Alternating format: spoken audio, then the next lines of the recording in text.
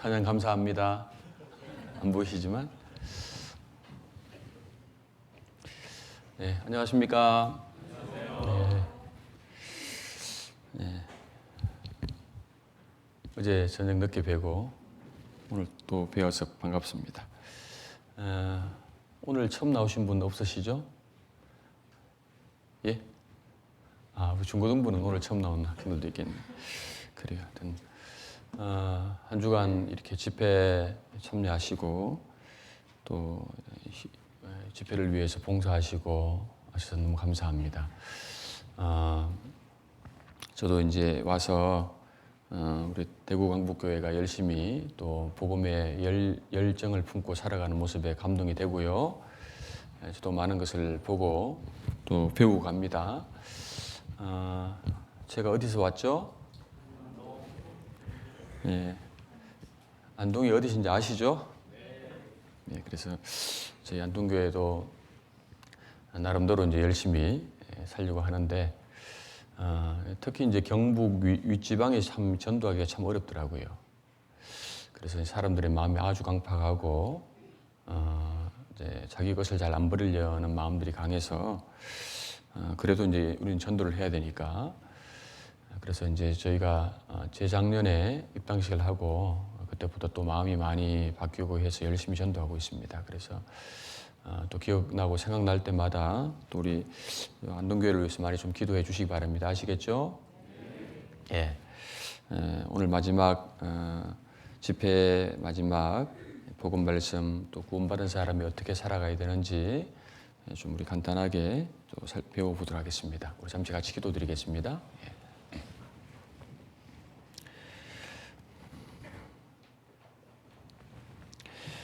우리를 사랑하시는 살아계신 하나님 아버지 감사합니다. 죄인으로 태어나서 죄를 물마심같이 짓다가 죽음 건너 심판받고 영원한 불못에 떨어질 수밖에 없는 우리를 불쌍히 여겨주시고 우리를 사랑해 주셔서 주님께서 십자가에서 우리 대신 우리 죄의 형벌과 저주와 심판을 당해 주신 것 감사합니다.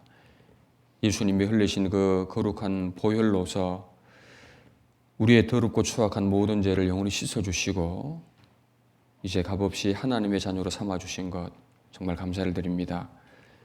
지난 한 주간 하나님의 은혜와 도우심으로 또 이뤄진 영혼이 하나님께로 돌아오는 귀한 시간을 허락해 주신 것 감사합니다. 우리 남은 생에 주님 오시는 그날까지 주님이 이루어 놓으신 이 복음을 힘있게 전하며 복음에 협력하며 복음으로 서로 사랑하며 살아갈 수 있도록 하나님 인도해 주시옵소서. 오늘 귀한 주일을 허락해 주시고 또 주의 피로 구원받은 성도님들 한자리에 불러 모아 주신 것 감사합니다. 우리의 심령 가운데 주님께서 함께해 주시고 오늘 각 사람에게 필요한 말씀과 또 은혜로 충만히 채워주시기를 간구합니다. 함께 모였지만 또 뜻하지 않은 사정으로 함께하지 못한 우리 가족분들 어느 곳에 있든지 주님께서 기억해 주시고 또 다음번에는 이 자리에 함께 모여 주님께 영광을 돌릴 수 있도록 하나님 인도해 주시옵소서. 저희들 구원은 받았지만 아직도 변화되지 않는 육신의 잘못된 마음과 생각들과 성품들이 있습니다. 주님의 말씀으로 참으로 고침받고 변화되기를 간절히 원하옵니다. 우리 모두가 주님 앞에 끝까지 쓰임받다가 주님 오시는 그날 부끄럽지 아니하고 잘하였다 칭찬받을 수 있도록 하나님 도와주시옵소서. 이 시간도 한 사람도 그냥 왔다가 헛되이 들어가는 사람 없도록 도와주시고 간절한 마음으로 말씀을 듣고 배우는 가운데 하나님의 선하시고 기뻐하시고 온전하신 뜻을 발견할 수 있도록 하나님 인도해 주시옵소서. 집회의 모든 시종을 주님께만 의지하오며 주 예수님의 이름으로 감사하며 기도드렸습니다. 아멘. 우리 요한복음 3장을 찾아보시겠습니다.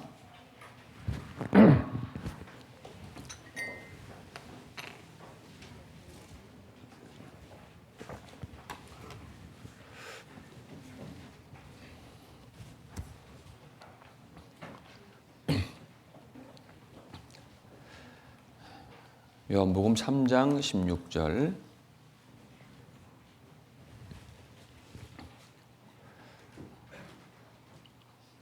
(3장 16절에서 18절까지입니다) 요한복음 3장 16절에서 18절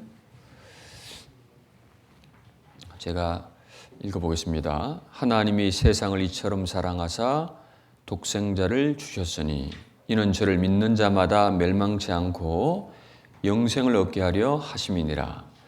하나님이 그 아들을 세상에 보내신 것은 세상을 심판하려 하심이 아니요 저로 말미암아 세상이 구원을 받게 하려 하심이라. 18절 같이 읽어보시죠. 저를 믿는 자는 심판을 받지 아니하는 것이요 믿지 아니하는 자는 하나님의 독생자의 이름을 믿지 아니하므로 벌써 심판을 받은 것이니라.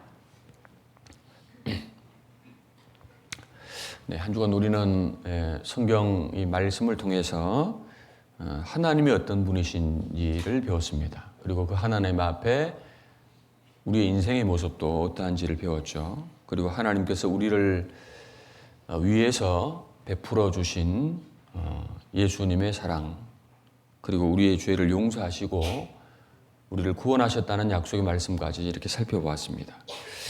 여러분, 어제 천국은 믿음으로 간다 그랬습니까? 행위로 간다고 했습니까? 믿음으로 갑니다. 그래서 성경은 인간에게 사실 행위가 아니라 먼저 믿음을 요구하시는 겁니다.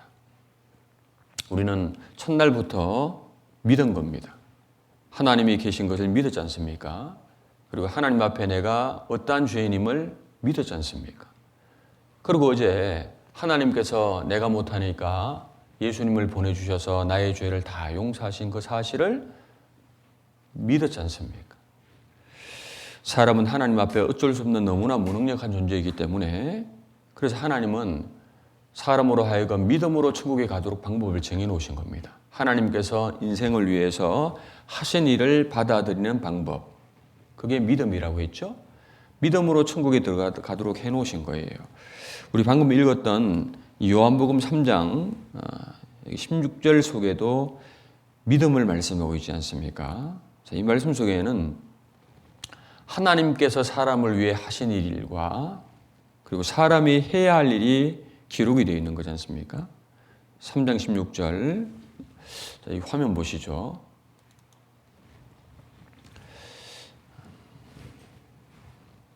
우리 같이 읽어보시겠습니다. 같이 읽어보시죠. 하나님이 세상을 이처럼 사랑하사 독생자를 주셨습니다. 됐습니다. 여기까지. 하나님이 세상을 이처럼 사랑하사 독생자를 주셨으니, 여기까지가 하나님이 하신 일이죠. 하나님이 세상을 이처럼 사랑했다. 세상에 있는 나를, 그 얘기입니다. 이처럼 사랑했다. 이처럼이 얼마까지입니까? 하나밖에 없는 독생하신 예수님을 십자가에 내어 죽기까지 우리를 사랑하셨다는 거죠. 나를 그렇게 사랑하신 겁니다. 여기 독생자를 주셨으니, 독생자 누구예요? 네? 독생자라는 게 사실은 하나밖에 없는 아들을 얘기하는 거예요. 인간의 몸을 입고 오신 예수님을 말하는 겁니다. 하나님은 우리에게 독생자를 주셨다. 이 말씀 속에 하나님의 하신 일 전부가 아마 들어있을 것 같아요. 하나님은 더 이상은 뭐 할 게 없어요. 다 주셨지 않습니까? 그리고 그 다음 말씀 같이 읽어볼까요? 이는 저를 믿는 자마다 멸망치 않고 영생을 얻게 하려 하심이니라. 사람 편에서는 해야 될 일이 뭡니까? 이는 저를 믿는 자마다. 믿는 것이 해야 할 일입니다. 믿으면 어떻게 되죠? 믿으면 영생이에요. 믿는 것은 하나님이 하신 일을 받아들이는 것이라고 했죠. 영생을 어떻게 얻냐? 교회를 열심히 다니십니까? 죄를 덜 짓고 착하게 살아서?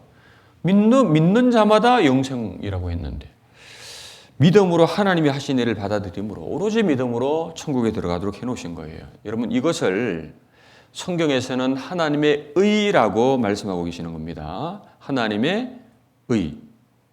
이 세상에는 자기 의로 천국에 들어가려고 노력하는 사람들이 있고, 하나님의 의로 천국에 들어가는 사람이 있습니다. 어떤 것이 맞을까요? 예?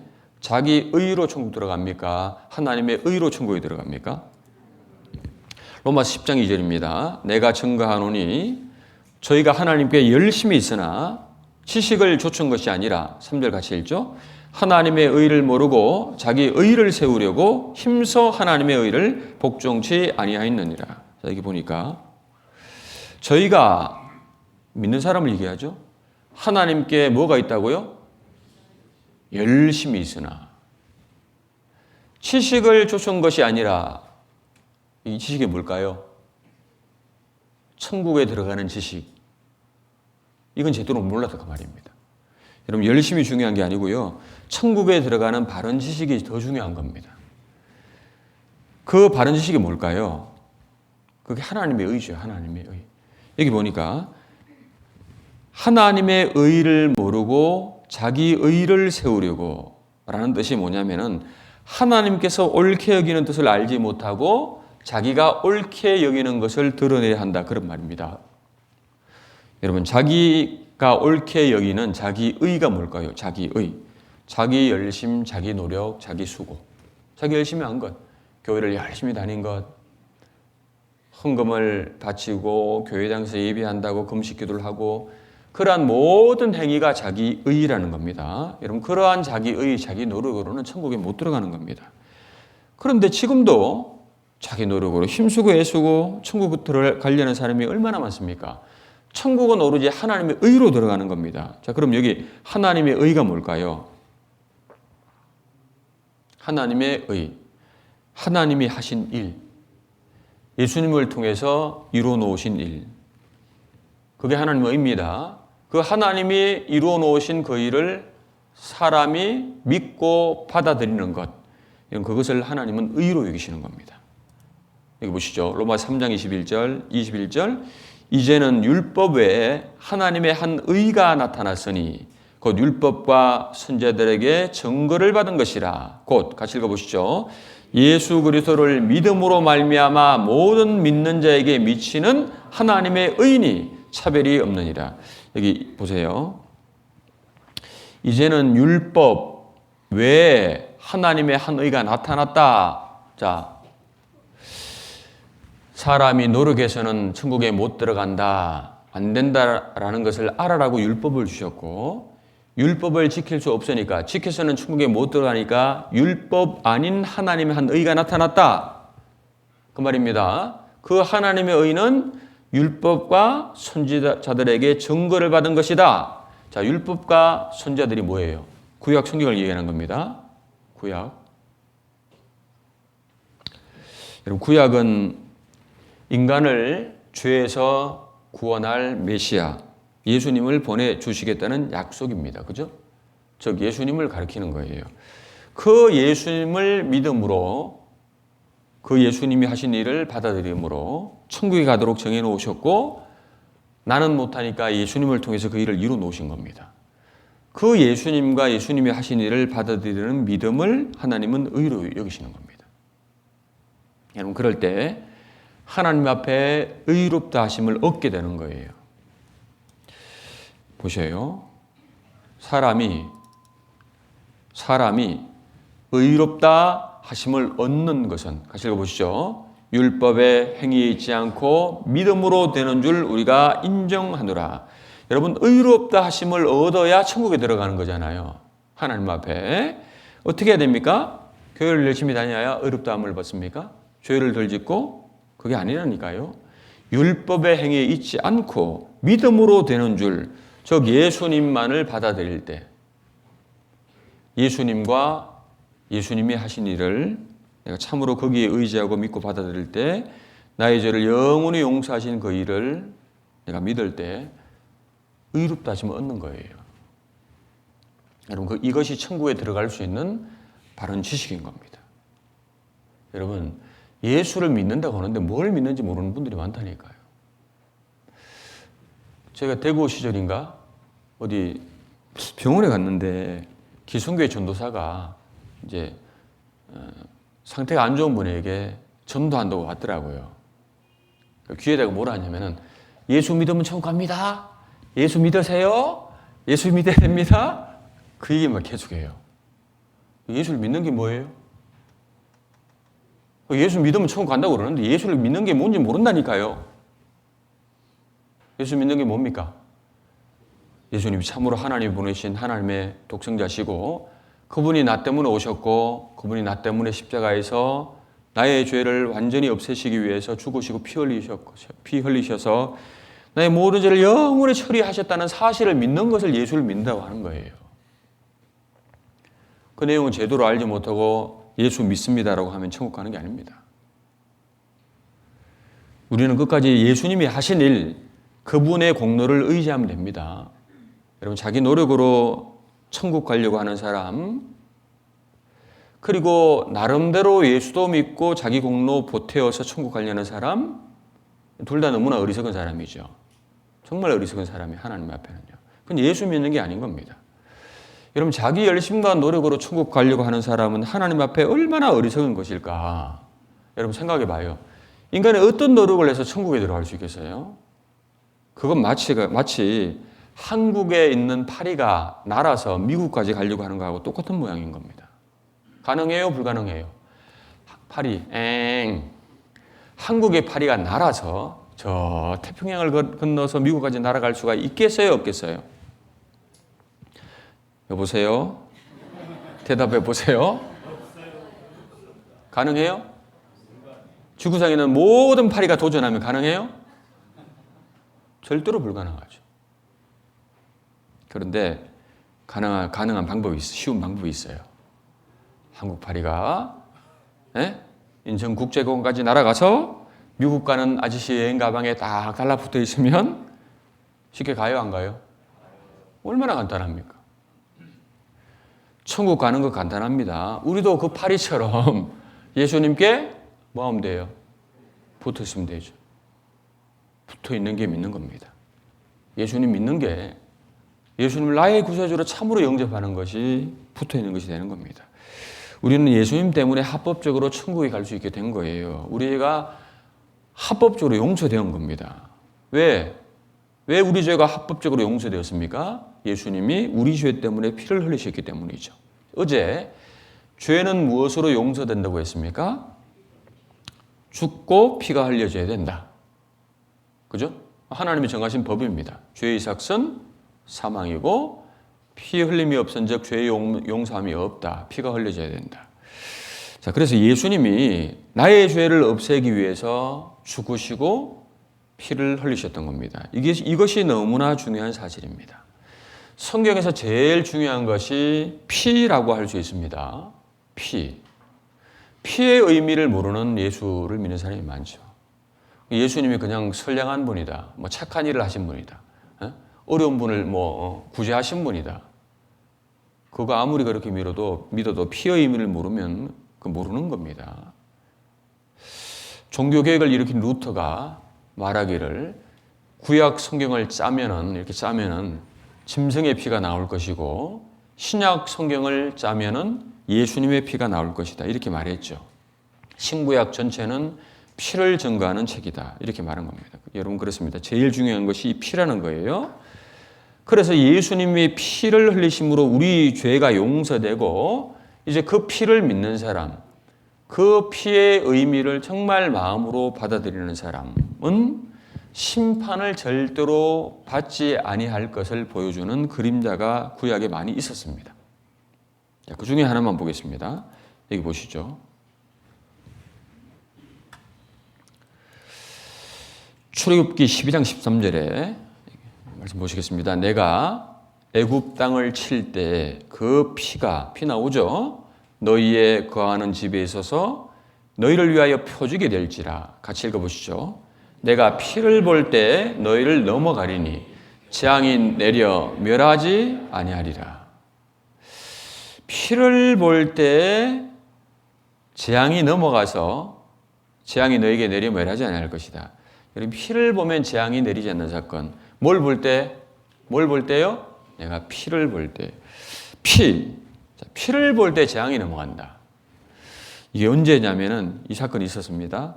이스라엘 민족이 애굽에서 바로 왕을 섬기면서 400년 동안 힘든 종살이를 했지 않습니까?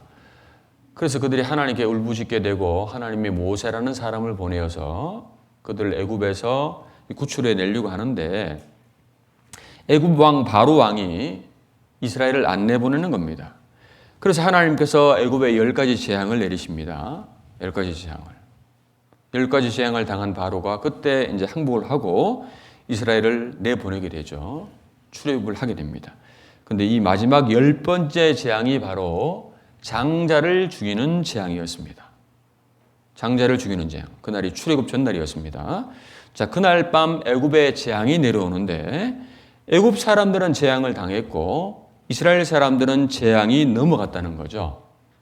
그래서 그 날을 유월절이라고 하죠. 유월절. 이 유월절이 5월 6월이 아니고 넘월 유 넘월 월입니다. 6월. 영어로 패스오버리라고 하죠. 이스라엘 백성이 재앙이 넘어감으로써 그들이 이제 구원받은 것에서 유래된 절기입니다. 유월절. 자, 유월절에는 피를 발라서 재앙이 넘어간 겁니다. 재앙이 내려오는 그날 집집마다 처음 난 것은 다 죽이는 거예요. 바로 임금의 아들부터 종의 아들까지 가축, 생축에 처음 난 것까지 다 죽이는 거예요. 자, 그런데 하나님께서는 이스라엘 사람들에게 그 재앙을 피하는 방법을 알려주신 거예요. 재앙이 넘어가는 방법입니다. 장자를 죽이는 재앙이 내려오는 그날에 양을 잡아서 그 피를 가지고 출입문에 좌우설주와 임방의 피를 발라라. 그러면 내가 피를 보면 내가 너희를 넘어갈 것이다. 여기 보십시오. 출애굽기 12장 양을 잡으라고 되어 있고요. 해질 때 이스라엘 회중이 그 양을 잡고 7절 같이 읽어보시죠. 그 피로 양을 먹을 집 문 좌우설주와 임방에 바르고. 자, 이렇게 말씀하신 거예요. 장자 죽이는 재앙을 피하는 방법. 양을 잡아서 출입문의 좌우설주가 뭐냐면은 쉽게 말하면 문 양쪽의 기둥을 얘기하는 겁니다. 문 양쪽의 기둥. 좌우설주와 임방은 문 양쪽 사이를 가로지는 나무를 얘기하는 거예요. 좌우설주와 임방에 피를 발라라. 그래서 재앙이 내리는 그날 이스라엘 사람들은 양을 잡아서 양의 피를 출입문 좌우설주와 임방에 발랐습니다. 그래서 피를 바른 집의 장자는 죽지 않았고 피를 바르지 않은 집의 장자는 죽임을 당했습니다. 왜 피를 바른 집은 장자가 죽지 않고 재앙이 넘어갔겠습니까? 지금 질문하는 거예요. 왜 피를 바른 집은 장자가 죽지 않고 재앙이 넘어갔을까요? 하나님이 약속을 하셨잖아요. 피를 바르면 재앙이 넘어갈 것이다. 약속을 하셨지 않습니까? 애굽 땅을 재앙을 치는데 피가 너희를 위한 표적이 된다. 내가 피를 볼 때 너희를 넘어가리니 재앙이 너에게 내리다가 재앙이 어떻게 된다고요? 넘어가서 멸하지 아니한다. 그 말입니다. 하나님께서 피 볼 때 재앙이 넘어갈 것을 약속하셨으니까요. 자, 보십시오. 장자를 죽이는 재앙이 하늘에서 이렇게 쫙 내려옵니다. 내려가서 이제 어떤 집에 딱 들어가려는데 그 집에 문에 피가 딱 발라져 있는 겁니다. 피가 뭐예요? 육체의 생명엔 피가 흘려졌다는 것은 누군가 죽었다는 거잖아요. 장자를 죽이려고 하는데 피를 탁 보니까 죽었네? 죽었구나 하고 넘어가는 겁니다. 죽어야 될 장자 대신 누가 죽었어요?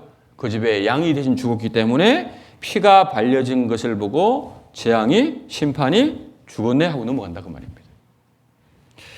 제가 그때 당시 6월절 영상을 준비했는데 한번 보세요. 피를 바르면 재앙이 넘어간다. 자, 보시기 바랍니다.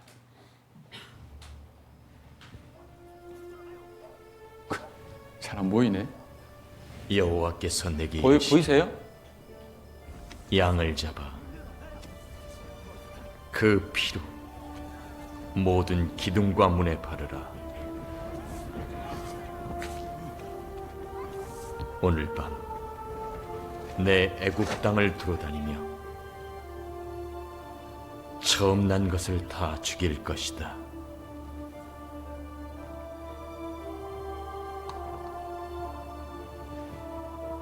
그러나 문에 바른 피를 보면 너희를 넘어가리니 재앙이 너희에게 내리지 아니하리라.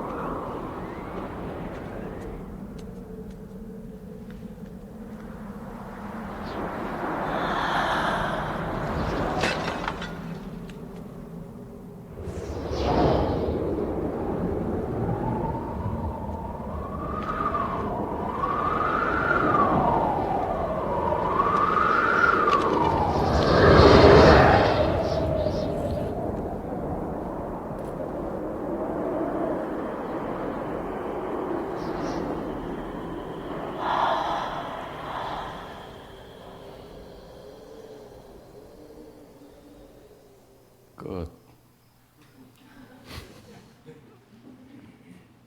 잘 보셨어요?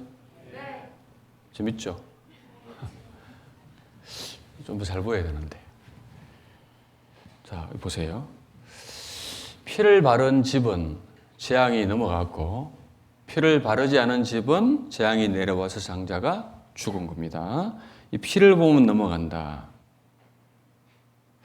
자, 그럼 이 피가 뭘 의미할까요? 피를 흘린 그 양은 누구를 말하는 겁니까? 바로 예수님을 말하는 거예요. 예수님이 흘리신 피를 의미하는 겁니다. 그래서 이제 예수님은 우리 모두의 유월절 어린 양이 되신 분인 겁니다. 보십시오. 성경에. 고린도전서 5장 7절 너희는 누룩 없는 자인데 새 덩어리가 되기 위하여 묵은 누룩을 내어버리라. 누룩을 죄를 얘기하는 겁니다. 같이 읽어보시죠. 우리의 유월절 양 곧 그리스도께서 희생이 되셨느니라. 이제 우리의 유월절 양이 누구라고요? 바로 예수님입니다.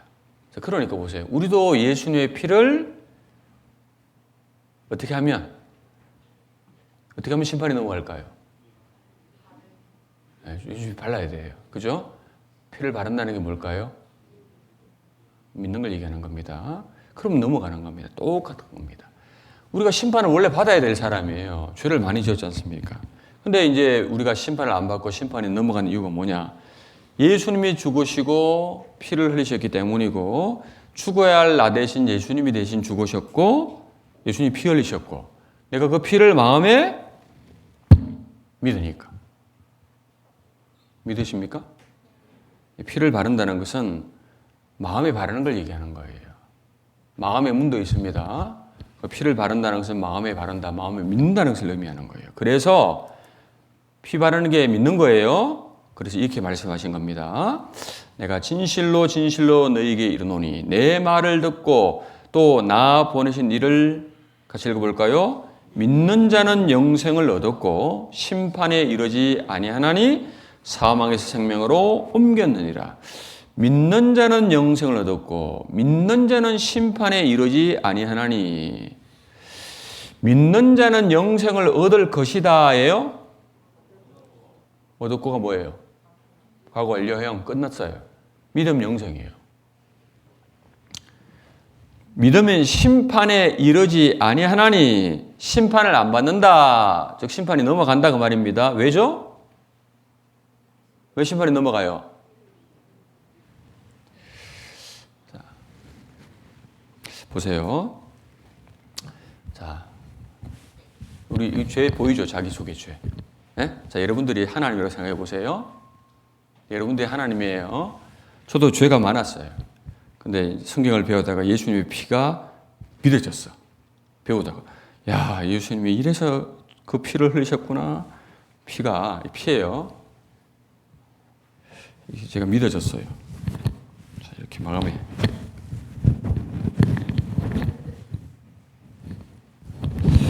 뭐가 보여요? 예? 제 죄가 보여요, 안 보여요? 제 속이 보여요, 안 보여요? 제 속이 보여요? 뭐가 보여요? 이게 피를 바르는 거예요. 심판이, 죄 때문에 죽어야 되는데, 죽었네. 죽었잖아요. 피 흘렸잖아요. 여러분, 예수님 믿으면은, 내가 예수님이 십자가에 돌아가실 때, 나도 십자가에 죽었다라고 하나님이 인정하십니다. 나도 죽었어요. 피 보여요, 안 보여요? 피 보이죠? 내가 그리스도와 함께 십자가에 못 박혔나니. 내가 그리스도와 함께 십자가에 못 박혔다. 예수님이 십자가에 못 박히실 때 하나님은 나도 같이 못 박힌 것으로 인정하십니다. 나는 죽었어. 옛날에 나는 다 죽었다고 했습니다. 한 사람이 모든 사람을 대신하여 죽었은즉 모든 사람이 죽은 것이라. 내가 예수님 피를 믿으니까 이게 믿는 게 바르는 거예요. 자, 이제 예수님 피가 마음에 발라져 있으면 심판 받아요, 심판이 넘어가요. 그 말이에요. 이거 드릴까요? 믿으니까 심판이 넘어가는 겁니다. 내가 잘나서 심판이 넘어갑니까? 아니요. 내가 착하게 사니까? 아니요. 내가 앞으로 교회를 열심히 다니니까 심판이 넘어갑니까? 그거 아니잖아요. 내가 예수님의 피를 믿으니까. 여러분, 유월절 때 재앙을 당하냐 안 당하냐, 심판의 조건은 오로지 피를 발랐냐 안 발랐냐 이겁니다. 무조건 피예요. 다른 거 필요 없어요. 피 바르면 무조건 재앙이 넘어갑니다. 그런 것처럼 믿으면 무조건 심판이 넘어갑니다. 믿는 자는 심판에 이르지 아니하나니, 믿는 자는 영생을 얻었고 심판에 이르지 아니하나니. 자, 보세요. 그림을 한 그려볼게요. 6월절입니다. 6월절. 자, 집이 세 집이 있다고 생각해보죠. 자, 김씨 집. 이씨, 박씨라고 해보죠. 김씨 이분은 나쁜 사람이에요.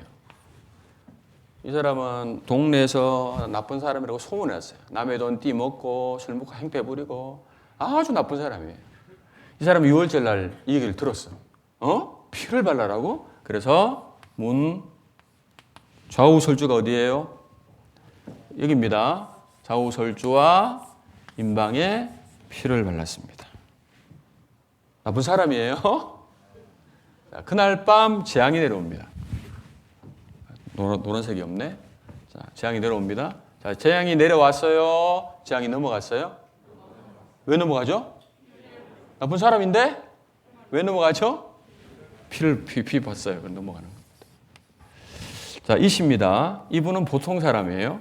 나 보통 사람이에요. 이 사람은 뭐 착하다고 뭐 그런 칭찬도 안 받고 뭐 나쁜 사람도 아니고 그냥 동네에서 그저 평범하게 살아가는 보통 사람이었습니다. 자, 이분도 6월절 날 이 말씀을 들었어요. 그래서 문좌우 설주와 임방에 피를 발랐습니다. 그날 밤 재앙이 내려왔습니다. 어떻게 됐어요? 아들이 죽었어요. 재앙이 넘어갔어요. 왜? 피를 발랐으니까 넘어갑니다. 자, 그 다음 박씨입니다. 훌륭함. 이분 훌륭한 사람이에요. 이분 어려운 이웃 도와주고 적선도 많이 하고 아주 이제 동네에서 도덕적으로 좋은 사람이라고 평가가 나 있습니다. 훌륭한 사람이에요. 자, 이분 이 얘기를 들었어요. 근데 무시했어요. 안 발랐어요. 안 발랐습니다. 피 안 발랐습니다. 자, 재앙이 그날 내려왔습니다. 어떻게 됐어요? 예? 훌륭한 사람인데? 어떻게 됐어요? 네, 심판받았습니다. 여러분, 이게 뭘 얘기하는 겁니까? 근데 뭘 얘기하느냐고요? 심판의 기준이 뭐예요? 하나님이 다른 거 안 봅니다. 오로지 뭘 봅니까? 피냐? 이거 보는 거예요. 그 사람이 누구냐? 그 집이 어떤 집이냐? 그 사람이 훌륭하냐? 못됐냐? 안 보십니다. 피를 발랐냐? 안 봤냐? 이거 보시는 거예요. 여러분, 우리가 심판을 왜 안 받냐? 내가 왜 안 받죠? 내가 예수님의 피를 진짜 믿는다라면 심판을 안 받는 거예요. 내가 잘나서 심판 안 받는 게 아닙니다. 나는 옛날에도 부족했고 앞으로도 계속 부족해요. 내가 받아야 할 심판을 예수님이 받았으니까, 나의 죄에 대한 심판의 그 값을 예수님이 받았으니까 심판을 이제 안 받는 거예요. 예수님 피를 여러분 믿으시면은 심판이 넘어가는 겁니다. 믿으면 영생이에요. 저를 따라해 보죠. 믿는 자는 영생을 얻었고 심판에 이르지 아니하나니 사망에서 생명으로 옮겼느니라. 이렇게 분명하고 확실한 말씀이 어디 있어요? 심판이 넘어가는 유일한 근거는 예수님의 피예요. 착하게 살아서가 아니라 뭐라고요? 피.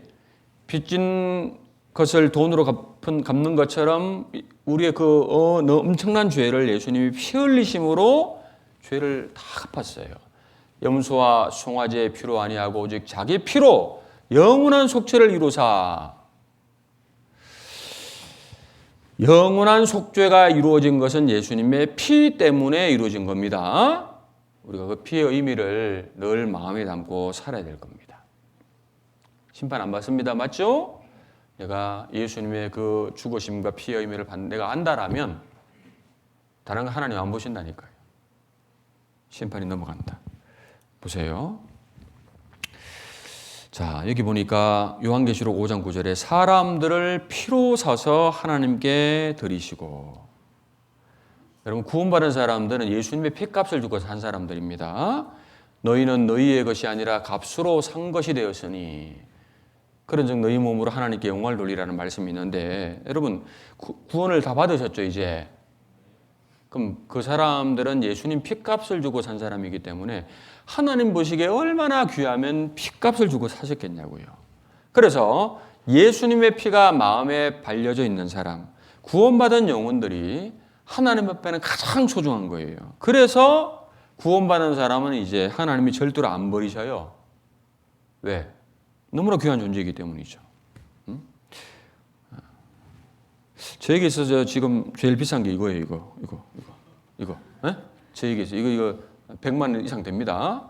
이거 제가 함부로 방치하겠어요? 잘 간수하겠어요? 함부로 막 방치합니까? 에? 우리 방송준 형제님이 어제가 그전가 제 노트북이 안 보인다는 거예요. 다른 노트북을 들고 온 거야. 갑자기 헷갈려서 조금 걱정되더라고요. 여러분, 100 얼마 주고 산 것도 이렇게 방치 안 하는데 예수님 핏값을 주고 우리를 사셨는데 하나님이 이제 우리를 방치하겠냐고 말입니다. 이제는 주님 옆에 갈 때까지 주님이 우리와 함께 계시고 우리를 천국까지 인도하시는 겁니다. 그래서 혹 잘못 살았을 때 징계는 있어도 버리시지는 않으신다는 거죠. 즉 지옥에는 절대로 안 간다는 겁니다. 구원받은 사람은 지옥 안 갑니다. 여기 보세요. 요한복음 10장 28절. 내가 저희에게 영생을 주노니 영원히 멸망치 아니할 터이요 또 저희를 내 손에서 빼앗을 자가 없느니라. 29절 같이 읽죠. 저희를 주신 내 아버지는 만유보다 크심에 아무도 아버지 손에서 빼앗을 수 없느니라. 이 말씀은 너무나 확실한 말씀이죠. 여러분, 구원의 또 다른 말 영생이라고 합니다. 영원한 생명. 내가 저에게 구원, 영생을 주노니 영원히 멸망치 아니할 터이요. 여러분, 세상에 그런 말 있죠. 한 번 해병은 영원한 이거 성경 보고 따라한 건지도 몰라. 한 번 구원은 뭐예요? 영원한 구원이다. 그래서 영생이라고 표현한 겁니다. 천국에서 영원히 살아가는 것. 영생입니다. 만약 중간에 잘못해서 지옥 간다면 영생이라는 단어 자체가 맞지 않는 거지 않습니까? 예수님이 영원히 멸망치 않는다. 영원히 지옥에 간다 안 간다? 안 간다는 거예요. 이걸 믿으셔야 돼요. 영원히 멸망치 않는 조건은 오로지 구원받는 거예요. 영생을 얻는 겁니다. 그래서 이제 구원받은 사람은 예수님도 붙잡고 계시고 하나님도 붙잡으시고 계시는 거예요. 그래서 예수님 손에서도 하나님의 손에서도 못 빼앗는다라고 여기 말씀하셨죠? 저희를 내 손에서, 예수님 손에서 못 빼앗는다. 그리고 아버지 손에서도 못 빼앗아간다. 예수님이 붙잡고 계셔요.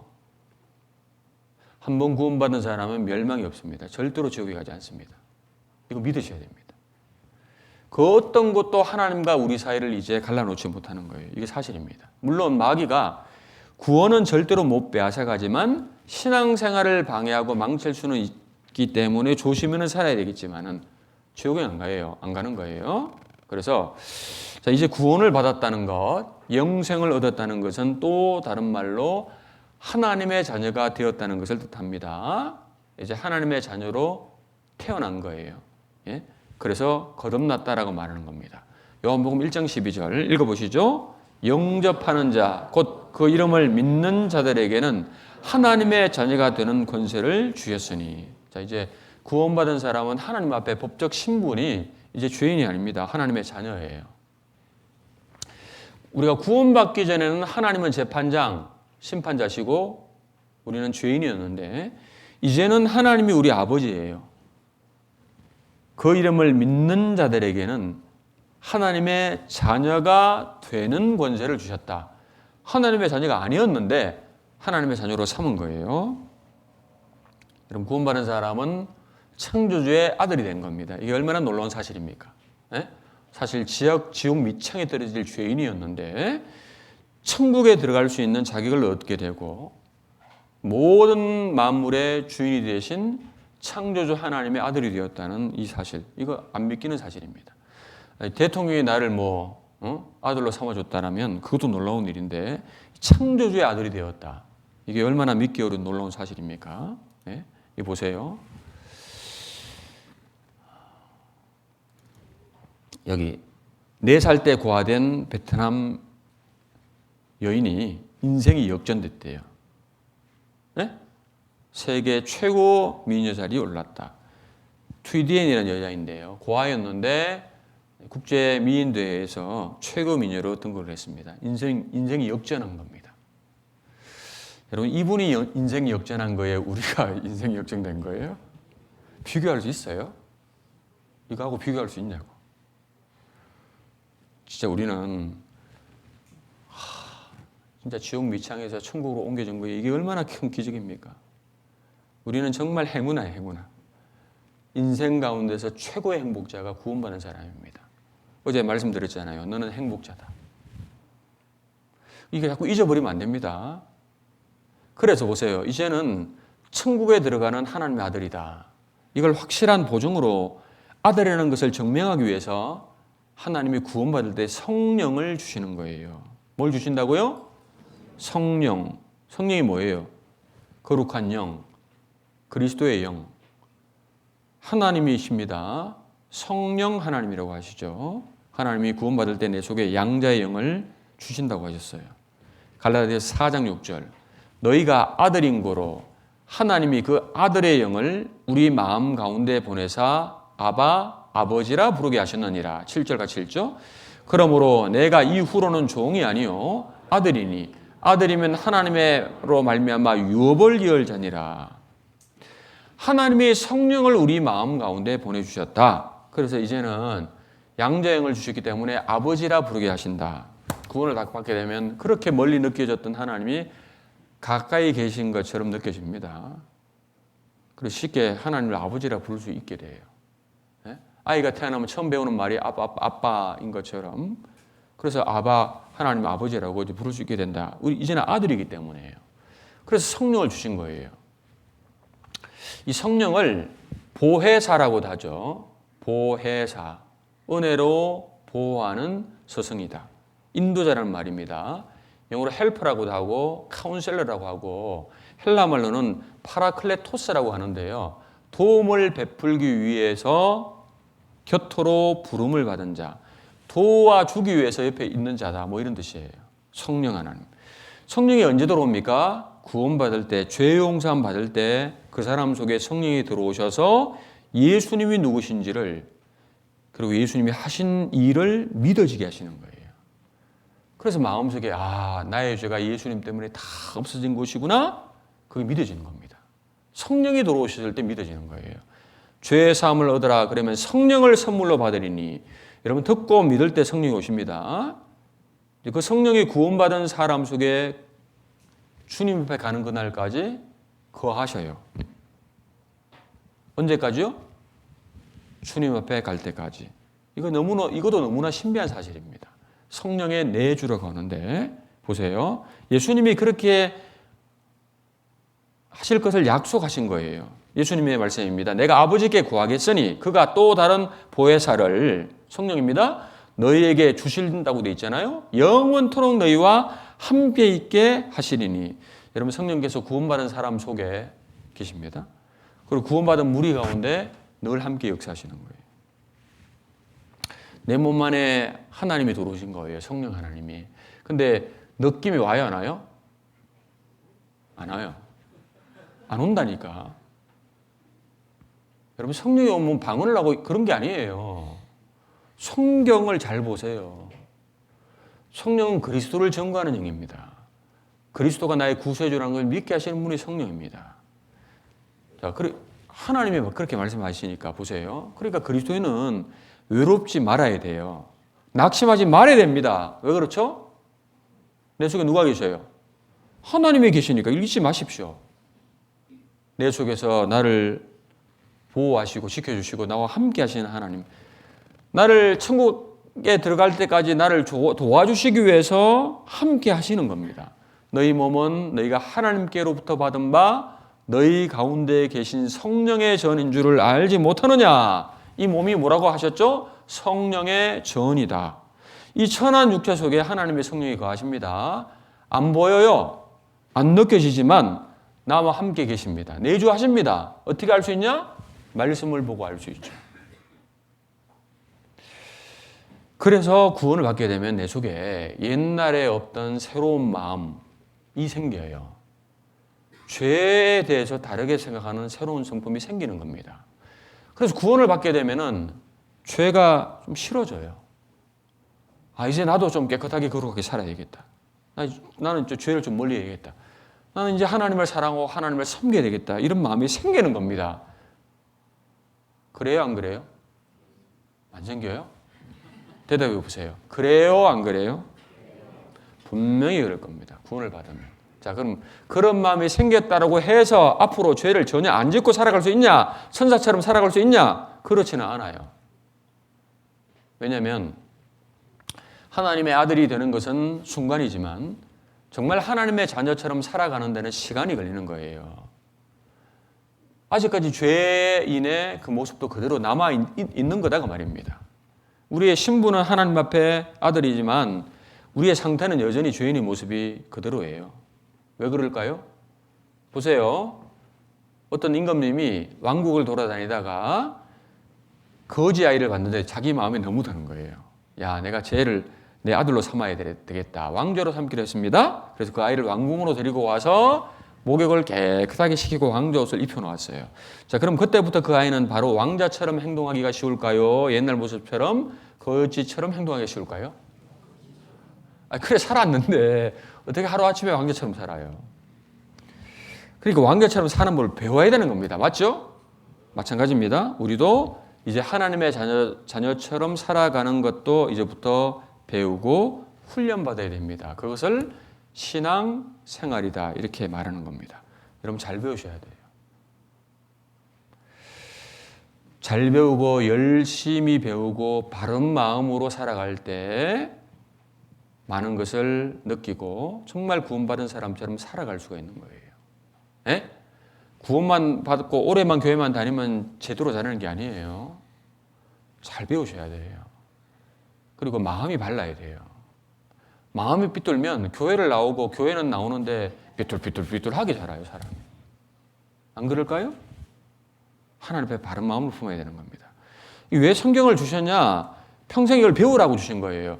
하나님의 자녀처럼 살아가는 모든 것이 이 안에 다 들어 있습니다. 성경을 다른 말로 말하면 인생 사용 설명서다. 뭐라고요? 인생 사용 매뉴얼이에요. 근데 매뉴얼을 잘 모르죠. 그러니까 문제가 생기면 어떻게 돼요? 모르니까 목사님께 와야 되는 거야. 어떻게 사용해야 돼요? 우리는 잘 모르잖아요. 중요한 거는 늘 상담하고 교제하고 하나님의 지도함을 받아야 됩니다. 그래서 우리는 모일 때마다 성경을 배우고 말씀을 듣는 겁니다. 왜 교회를 주셨냐? 이 교회에서 함께 배우라고 주신 겁니다. 교회, 가르칠 교자, 모일 교자죠? 교회는 가르치는 모임이에요. 예배하는 곳이 아니에요. 구원받은 사람이 이제 구원을 받고 먹든지 마시든지 하나님의 영광을 위해 살아가는 모든 3대체가 뭐냐면 그게 예배예요, 예배. 그럼 교회 왜 나오냐? 우리는 가정에서, 사회에서, 직장에서 어디서든 하나님께 영광을 돌리며 살아가는 삶을 예배를 드려야 되니까 어떻게 드릴지를 모르니까 교회 와서 배워서 드리는 거예요. 교회를 왜 주셨냐? 함께 배우라고. 혼자 배우는 게 아닙니다. 함께 해야 되고 함께 배워야 되는 거예요. 아이가 태어나면 혼자 자라는 게 아니잖아요. 반드시 가족이 필요한 것처럼. 그래서 우리에게도 영적 가족을 주셨습니다. 영적 가족 누구예요? 형제 자매.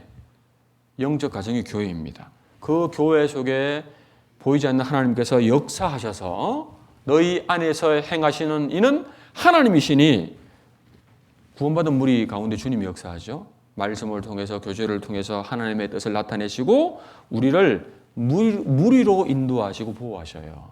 무리로. 무리 안에 있을 때 성경에 주 안에 있어라, 붙어 있어라. 그래서 떨어지면 돼요, 안 돼요? 하나님 무리로 인도하십니다. 떨어지면 안 돼요. 교회 안에 있을 때 주님이 나를 지켜주시고 보호하십니다. 교회는 건물을 얘기하는 게 아닙니다. 교회는 헬라말로 에클레시아라고 하죠. 구별된 무리. 이 세상에서 예수님 피로 구원받은 세상과 구별된 무리를 교회라고 하는 거예요. 그 속에서 함께 성경을 배우고 익히고 말씀대로 살아가기를 애쓰고 하나님의 자녀로 훈련하는 생활이 바로 신앙생활, 또 다른 말로 교회 생활이다. 이렇게 말하고 있는 겁니다.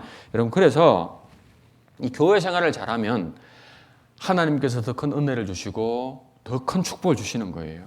구원은 교회 생활, 신앙생활의 첫 출발점이 됩니다. 자, 여기 보세요. 고린도 후서 5장 17절. 같이 읽어보시겠습니다. 그런즉 누구든지 그리스도 안에 있으면 새로운 피조물이라. 이전 것은 지나갔으니 보라 새 것이 되었도다. 그리스도 안에 있는 게 뭐예요? 구원받고 교회 안에 있는 걸 얘기하는 겁니다.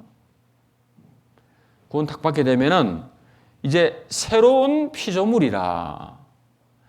이전 것은 어떻게 됐다고요? 지나갔으니 보라 새 것이 되었도다. 이전의 삶은 다 지나간 겁니다. 내가 구원받기 전에 어떻게 살아왔던, 내가 어떤 죄를 지었던 구원받으면 이제 하나님 과거를 안 물으십니다. 과거를 묻지 마세요.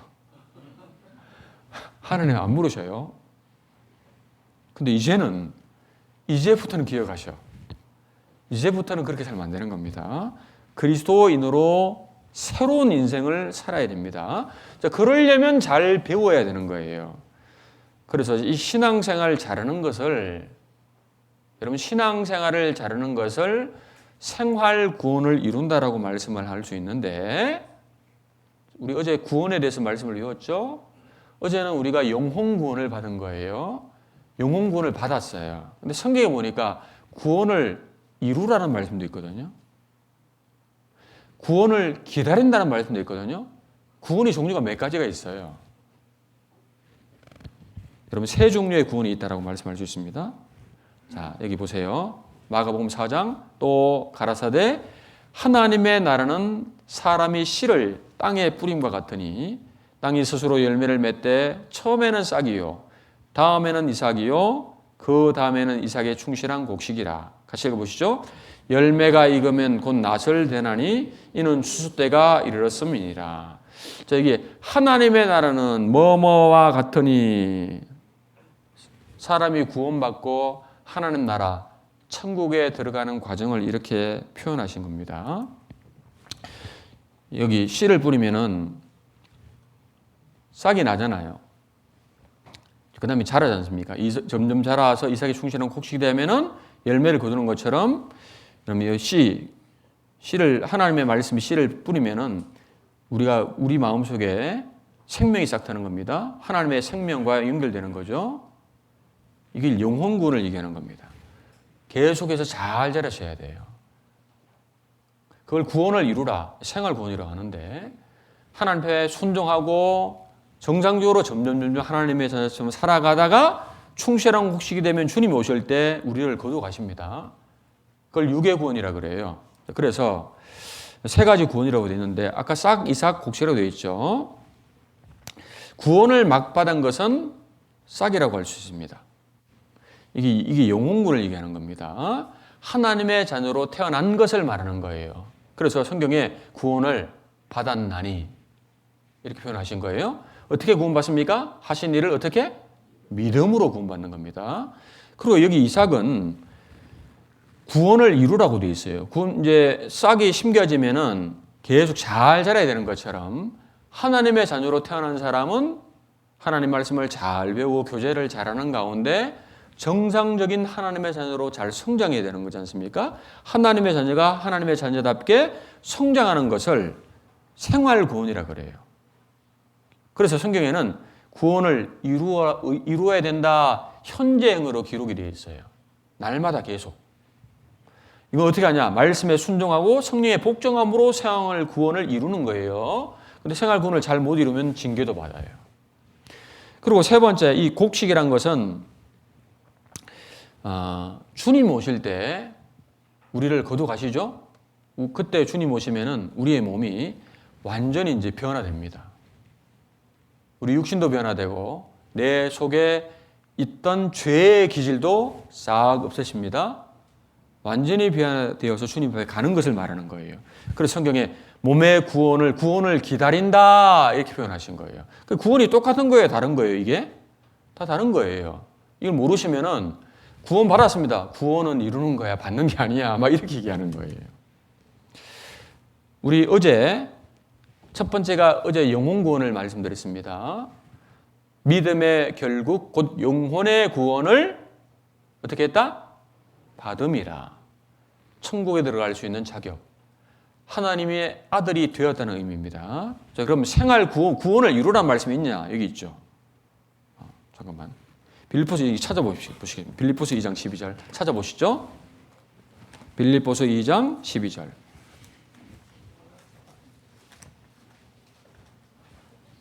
(2장 12절)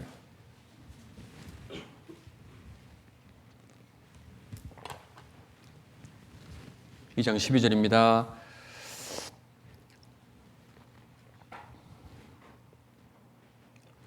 (2장 12절) 제가 읽겠습니다. 그러므로 나의 사랑하는 자들아, 너희가 나 있을 때뿐 아니라 더욱 지금 나 없을 때에도, 같이 읽겠습니다. 항상 복종하여 두렵고 떨림으로 너희 구원을 이루라. 여기는 구원을 어떻게 하라고요? 이게 무슨 말이에요? 하나님의 자녀처럼 제대로 살아라. 구원을 이루라. 하나님 말씀에 순종 복종하고 살아야 된다. 근데 여기 왜 하필이면 복종하여 두렵고 떨림으로 구원을 이루라고 되어 있습니까? 그렇게 살지 않으면 아버지 되신 하나님께서 매를 대셔요. 징계를 말하는 겁니다. 하나님 사랑하니까 구원받은 자녀를 징계합니다. 히브리서 12장 6절. 주께서 그 사랑하시는 자를 뭐 한다고요? 징계하시고 그의 받으시는 아들마다 뭐 한다고요? 제 나이 때만 하더라도 어릴 적에 부모님들에게 많이 매 맞았죠. 왜 안 맞았나? 부모가 왜 때려요? 미워서요? 잘 되라고. 잘 되라. 교정하는 겁니다. 하나님도 마찬가지입니다. 징계란 게 있습니다. 물론 가벼운 죄, 무조건 죄 짓는다고 징계하는 게 아니죠. 성경에 이제 하나님이 아버지고 나는 자녀니까 하나님께 불순종하면은 관계가 교제가 안 되지 않습니까? 그 죄를 하나님께 자백하라고 되어 있습니다. 그 죄를 자백하라는 것은 지옥 갈 죄 그 얘기를 하는 게 아니고 하나님과 관계를 이 문제를 해결해라 그 말입니다. 자식이 부모 말 잘 듣다가 안 들으면은 이 관계가 좀 틀어지지 않습니까? 그러면 안 되지 않습니까? 그러면 아빠 잘못했어요. 그럼 아버지가 그래 그러지 마 용서해 주지 않습니까? 근데 너무 큰 잘못을 저질렀다. 그리스도인으로서 짓지 말아야 할 죄를 짓는다든지, 예? 그러면 하나님이 매를 대요. 그리스도인이 하나님보다 돈을 더 사랑한다든지, 하나님보다 자식을 더 사랑한다든지, 하나님 말씀보다 사람 말을 더 듣는다든지, 하나님을 하나님처럼 대우하지 않고 인생 가운데 제일 높이지 않으면 매를 댑니다. 어떻게 매를 댔느냐? 이거 보세요. 저가 만일 죄를 범하면 같이 읽겠습니다. 내가 사람 막대기와 인생 채찍으로 징계하려니와 사람을 들어서 막대기로 삼아요.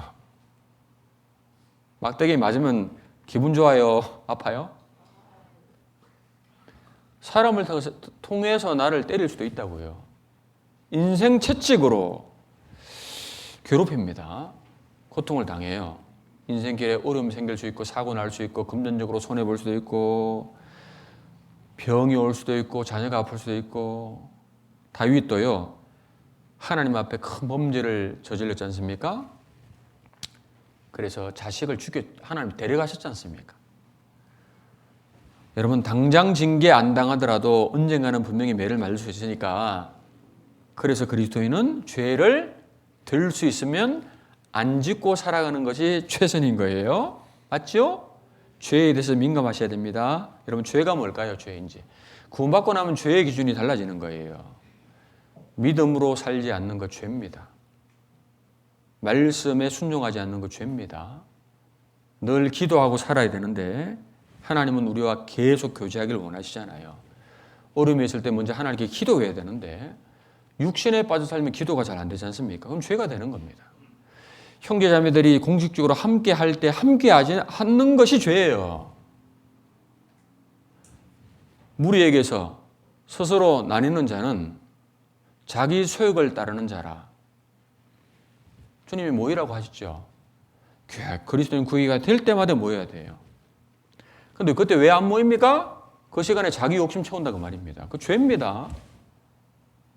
무리에게서 스스로 나뉘는 자는 그 시간 뭐하냐? 자기 욕심 채운다고 말이에요.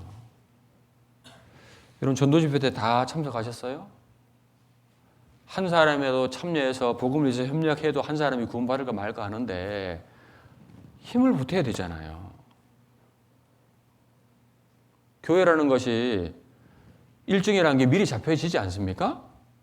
그럼 내 모든 삶의 포커스를 어디에 맞춰야 돼요? 교회에 맞춰야 되는 거예요. 우리 왜 살아갑니까? 복음을 위해 살아가잖아요. 교회를 통해서 복음이 전해지는데 그러면 내 모든 삶을 교회 포커스에 맞춰놔야 돼. 특별한 일들은 미루든지. 안 그래요?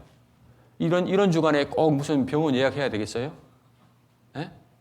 아니 뭐 낮에는 갔다 올 수 있겠지. 하나 앞에 죄가 되는 겁니다. 함께 할 때 함께 하지 않으면 부정한 것을 만지게 된다고 하셨지 않습니까? 여러분 열심히 모여 보십시오. 세상과 죄와 멀어져요. 그것이 죄를 덜 짓는 방법인 겁니다. 여러분 모일 때 죄 지어요? 덜 짓잖아요. 모여야 성령의 힘을 받기 때문에 죄를 이길 수 있는 힘을 얻게 되기 때문에 열심히 모이라고 하신 거예요. 여러분 잘 안 모여 보십시오. 육신대로 살기가 십상인 겁니다. 육신 절대로 못 이깁니다. 적당히 대충 살아서 여러분 주님 앞에 설 때 부끄럽게 되지 않을까요? 모이라고 명령하신 거지 않습니까? 당연한 의무입니다. 아니 조금만 내가 의지를 가지고 하면 되는데 할 수 있는데도 뭐든 핑계대고 안 하는 것이 뭘까요? 죄예요, 죄. 형제자매를 사랑하라고 했는데 미워하는 것, 끝까지 용서하지 않는 것, 그 죄예요, 죄 아니에요? 죄입니다. 너희가 서로 사랑하면 이로써 모든 사람이 너희가 내 제자인 줄 알게 되리라. 전도하기 전에 정말 죄를 버려야 전도가 됩니다. 그리고 적극적으로 전도하지 않는 것도 죄잖아요. 지옥 가는 영혼들 앞에 냉랭하게 살아가는 것도 죄가 아니겠습니까? 여러분 죄 짓고 말씀과 관계없이 살면서 더 큰 은혜와 축복을 어떻게 기대하겠습니까? 순종하고 살면 반드시 하나님이 축복해 주셔요. 우리 속에 구원받았지만 고집이 그대로 남아 있습니다. 말씀으로 고집을 잘 다스려야 되는데 끝까지 고집대로 살고 회개치 않고 말씀과 관계없이 끝까지 살면 그럼 하나님이 아이고 싹수가 놀았네. 어떻게 하실까요, 하나님이? 그래서 고린도 교회에 구원받은 사람들 중에 징계로 죽은 자들이 있었죠. 데리고 가세요. 두려워야 되잖아요. 그래서 항상 복종하여 두렵고 떨림으로 너희 구원을 이루라라고 하신 거예요. 우리는 말씀에 순종하는 가운데 이 생활의 구원을 잘 이루어 가야 될 겁니다. 자, 그리고 몸의 구원이 있다고 했지 않습니까? 주님이 오실 때 우리 몸을 영광스러운 몸으로 변화시켜 줍니다. 내 속에 있는 아담에게서 유전받은 죄의 그 기질도 싹 없애세요. 지금은 그대로 있어요, 없어요?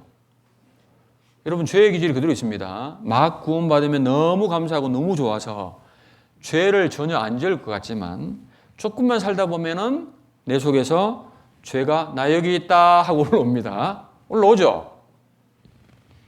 구원받기 전 마음과 비슷한 마음이 계속 올라옵니다. 내 마음대로 살고 싶은 육신의 생각이 올라옵니다. 하나님은 죄성을 그대로 남겨두셨어요. 왜 남겨두셨을까요? 아니 구원받을 때 죄성 싹 없애고 죄 전혀 안 짓도록 만들어놓으면 얼마나 좋겠어요. 옛날 육신의 성품 그대로 있습니다. 왜 남겨뒀을까요? 아이가 태어났어요. 태어났는데 완전한 성인이에요. 자, 완전 인격자예요. 자, 그러면 이 아이는 부모 사랑 이런 거 알겠어요? 모릅니다. 낳아준 사랑밖에 모르는 거예요. 우리는 너무너무 부족하니까 계속적인 하나님의 은혜와 사랑이 필요하다는 것을 알게 하시려고 죄성을 남겨뒀습니다. 그리고 세상의 유혹도 끌리는 마음도 있지만은 그 유혹을 이기고 주님을 사랑하고 주님 말씀대로 살아보라고요. 어려움도 있지만 하나님을 의지함으로 믿음으로 이겨보라는 거예요. 그러면 주님께서 천국에서 영광과 상을 주시겠다는 거예요. 그래서 구원하신 목적은 천국만 보내기 위함이 아니고 보세요. 여기 모든 것을 참음은 저희로도 그리스도 예수 안에 있는 구원을 같이 읽어보시겠습니다. 영원한 영광과 함께 얻게 하려 함이로라. 하나님이 우리를 왜 구원해 주셨냐면은 천국에 들어간 게 다가 아니에요. 여러분 자식들에게 나에게는 좋은 것을 다 주기 원하잖아요. 사랑하니 그죠? 내가 갖고 있는 거 좋은 거 주기 원하잖아요. 하나님도 그래요. 근데 공짜로 안 줘요. 가치 없어요. 영원한 영광 상이란 게 있습니다. 천국에.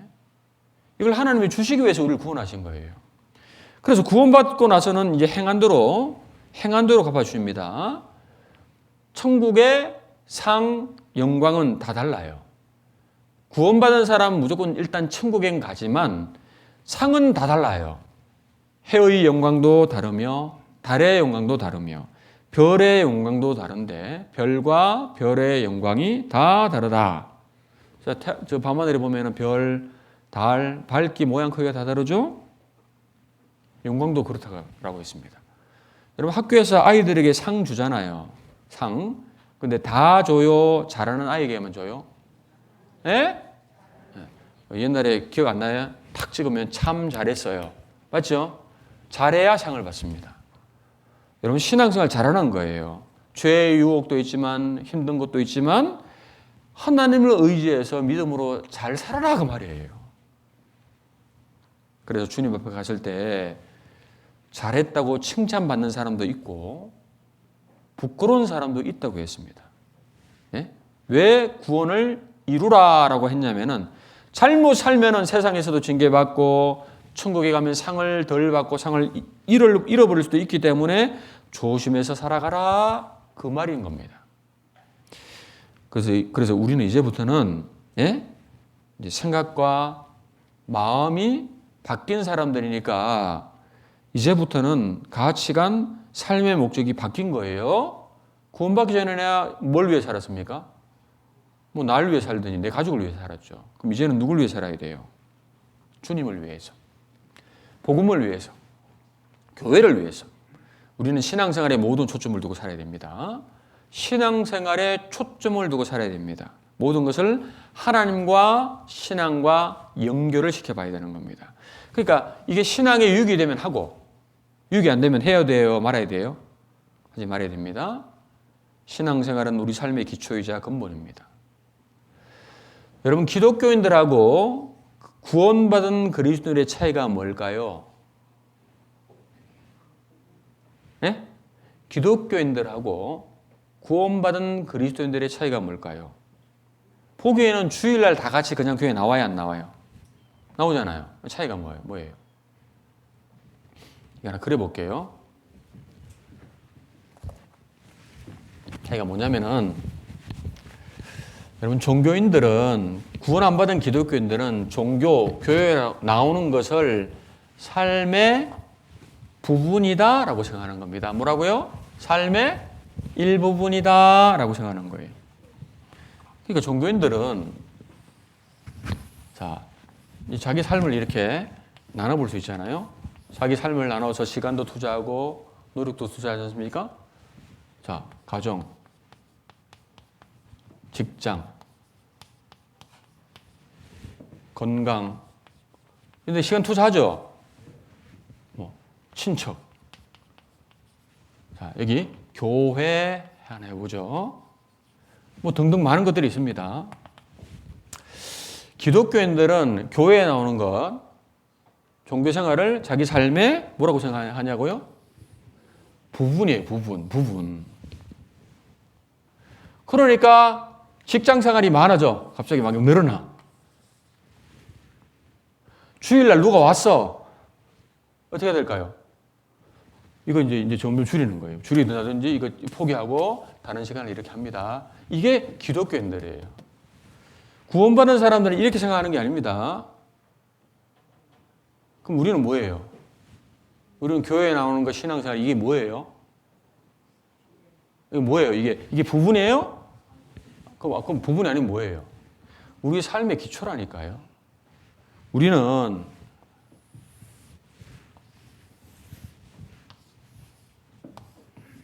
우리의 삶이 이렇게 여기에 올라가 있는 겁니다. 자, 가정, 직장, 건강 등등등등 올라가 있습니다. 여기에 신앙생활이 기초예요. 이렇게 생각하는 거예요. 보세요. 신앙이 기초입니다. 자, 이거 무너지면 어떻게 될까요? 다 무너지는 겁니다. 내가 아무리 돈 벌어도 하나님이 불어버리면, 내가 아무리 건강 유지한다고 해도 하나님이 안 도와주면 이거 다 무너지는 거예요. 이렇게 생각하는 게 맞지 않습니까? 범사의 주님 인정해야 되는 거예요.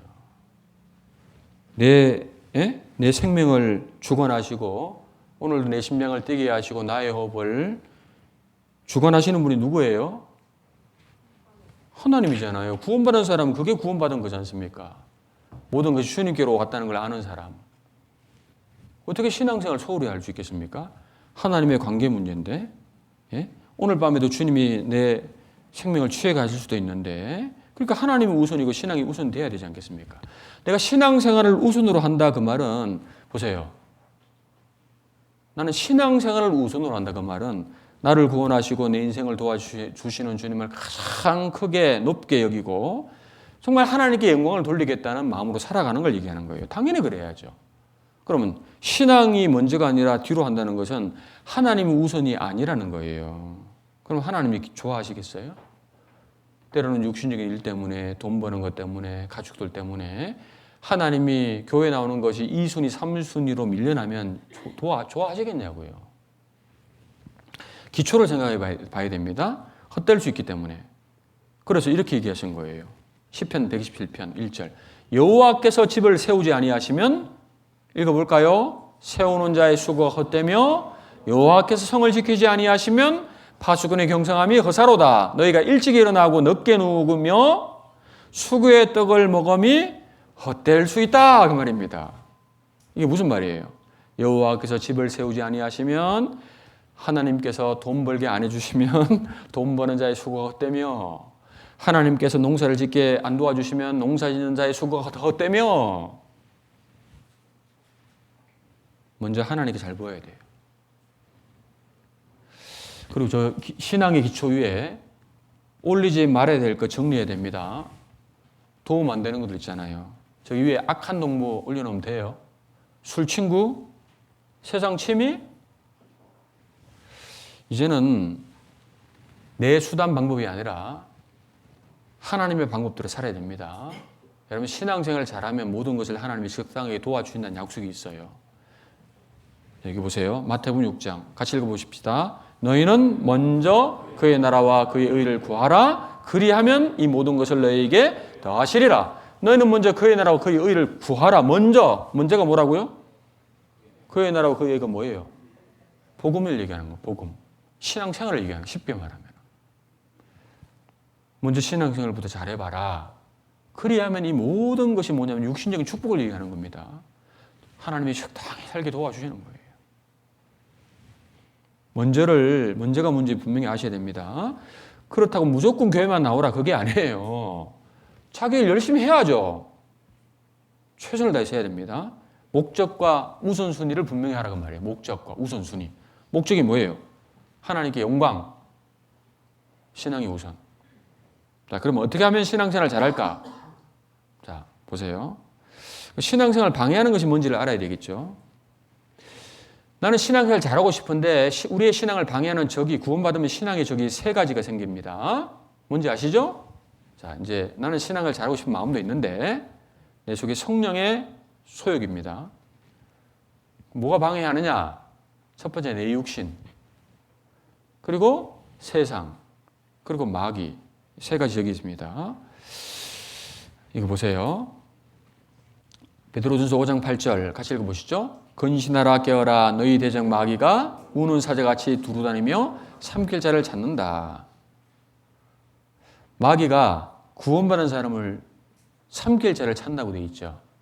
신앙을 완전히 망치게 하려고 작정하고 돌아다닌다고 말이에요. 마귀가 대충 공격하는 게 아니에요. 구원받은 사람이 말씀대로 교회 안에서 정말 순종하고 살아가면 30배, 60배, 100배 결실을 맺으니까 마귀는 우리의 신앙을 넘어뜨리기 위해서 삼킬 자를 찾습니다. 그래서 이렇게 말한 겁니다. 4장 26절 같이 읽어보시죠. 분을 내어도 죄를 짓지 말며 해가 지도록 분을 품지 말고 마귀로 틈을 타지 못하게 하라. 내가 죄성이 올라오면은 그때 마귀가 틈을 탈 수 있다. 그 어떻게 분을 낼 수 있잖아요. 누구든지. 교회 안에서 분을 낼 상황이 있잖아요. 내어도 죄를 짓지 말아라. 그 말은 뭔 말이에요? 분 올라오잖아요. 근데 이걸 그대로 막 하면은 죄예요, 죄 아니에요?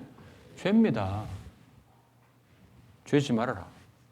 말씀을 떠올려보고 성경에 사람의 흉내는 것이 하나님의 의를 이루지 못하는 것이다. 성경에도 분을 내어도 죄를 짓지 말아라. 그리고 해가 지도록 분을 품지 말아라. 하나님이 기한을 딱 정하셨죠.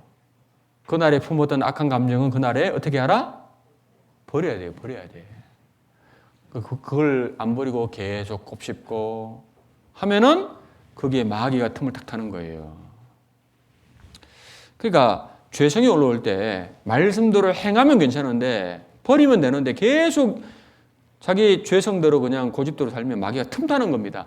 낚싯바늘에 미끼를 던지면은 고기가 막 확 무는 것처럼 마귀는 내가 죄를 가지고 있으면은 내 욕심대로 살면은 나를 물어요. 역사해요. 마귀밥이 될 수 있죠. 그러니까 합당치 않은 죄를 어떻게 해야 돼요? 계속 날마다 죄를 어떻게 해야 돼요? 버려야 돼요. 이런 마음 하나님 앞에 이거 합당치 않는 거예요. 빨리 버리셔야 돼요. 그래서 구원받기 전에 죄를 확 버릴 것도 있고 이제 하나씩 버릴 것이 있어요. 그 안 버리면 마귀가 계속 역사하는 거예요. 특히 겸손하지 않고 교만하면 마귀 밥입니다. 늘 마음을 낮추고 살아야 돼요. 겸손하면 하나님이 사용하시고 교만하면 하나님이 버립니다. 마귀는 교만한 자를 사용해요. 교만의 왕이 마귀예요. 겸손의 왕은 예수님입니다. 예수님은 겸손한 사람을 가까이 하십니다. 여러분 구원받을 때 마음이 얼마나 겸손합니까? 계속해서 그 겸손의 마음을 잘 지켜가야 되고 주님을 알아가고 신앙생활을 할수록 마음을 계속 낮춰야 돼요. 조심하셔야 됩니다. 세상에 유혹 많은 것들이 있는데 마귀가 세상에 좋은 것들 많이 만들어 놓았죠. 이 세상이나 세상에 있는 것들을 사랑치 말아라 그랬죠. 그 유혹과 대적을 이겨야 됩니다. 여러분 어떻게 하면은 내 육신을 이기고 세상을 이기고 마귀의 유혹에 이겨서 징계를 덜 받고 생활 구원을 이룰 수 있고 천국에서 상을 받을 수 있냐? 이게 이제 이 답이 이거지 않습니까? 갈라디아서 5장 16절 내가 이루노니 너희는 성령을 쫓아 행하라. 그리하면 육체의 욕심을 이루지 아니하리라. 17절 같이 읽죠? 육체의 소욕은 성령을 거스리고 성령의 소욕은 육체를 거스리나니 이 둘이 서로 대적함으로 너희의 원하는 것을 하지 못하게 하려 함이니라. 구원 딱 받게 되면 내 속에 두 마음 생깁니다. 신앙을 잘해야 되겠다. 성령의 소욕, 하나님 주시는 마음. 또 한쪽 구석에서는 얍삽한 마음. 얍삽한. 어차피 구원 받았는데 죄 다 용서했는데 좀 편하게 살고 세상에 사람들처럼 좀 살다가 뭐 그래도 천국 가면 안 되나? 그게 육체 소욕이에요. 두 마음이 여기 대적한다고 되어 있죠? 누가 이겨야 되겠어요? 누가? 내 육신의 생각이 이겨야 돼요? 성령의 생각이 이겨야 돼요? 어떻게 하면 돼요? 여기 내가 이루노니 너희는 성령을 쫓아 행하라. 그리하면 죄를 안 짓는 거예요. 덜 짓는 겁니다. 성령이 강해야 돼요.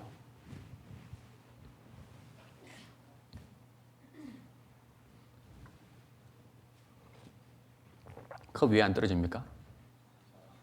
네? 지구의 중력이 거기 당기지 않습니까? 근데 지금 중력의 힘보다 누구 힘이 더 커요?